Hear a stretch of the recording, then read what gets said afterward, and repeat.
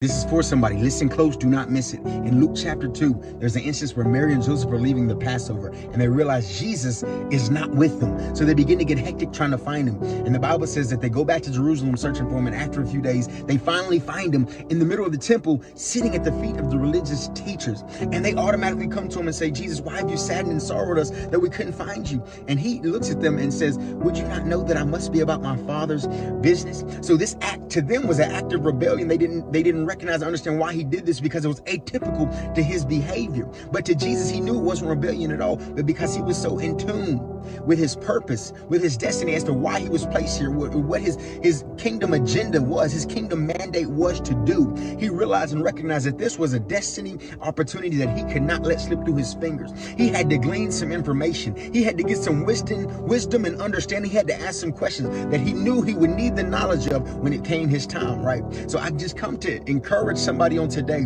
that though the people around you might not understand the steps of faith that you got to take, though they might not recognize or realize that you got to take some opportunities that they wouldn't call ordinary or they haven't seen done before, you know what God has called you to do. So you need to take some steps in faith. You need to recognize the opportunities before you, grasp them, don't let them slip through your fingers because of what anybody else says. Only you know what God is calling you to do, and the very step that you take could be the very thing that slingshots you, propels you into your destiny. The Bible says that after this instance, he went home with his parents and he began to grow in stature and wisdom. And I truly believe that this next step of faith, this next step of belief for you could be the thing that propels you into what God has called you to.